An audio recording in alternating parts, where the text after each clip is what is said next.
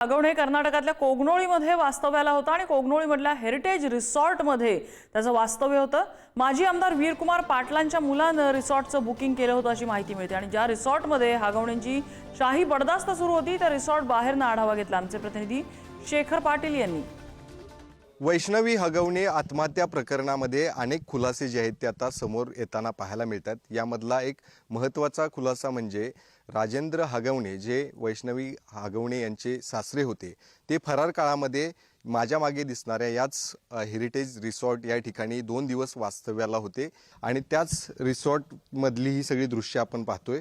आलिशान अशा पद्धतीचं रिसॉर्ट आहे, कोगनोळीच्या अगदी जवळ आहे आणि त्याच ठिकाणी 2 दिवस आसरा जो आहे तो याच हगवणे यांनी घेतला होता। त्यांचे 2 साथीदार देखील होते।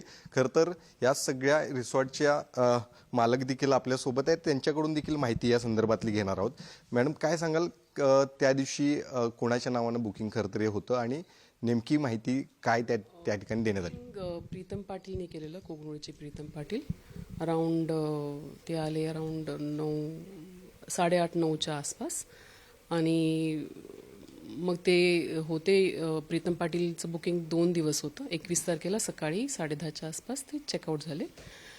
बिल सगळं कॅशने पेमेंट झालंय, प्रीतम पाटीलनेच केलेलं आहे आणि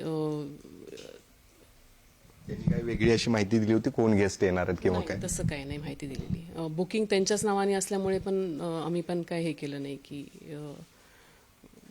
या ठिकाणी रूम जी बुक करण्यात आली होती त्यावेळी किती जण त्यांच्यासोबत हगवणे यांच्यासोबत होते आणि काय नेमकी?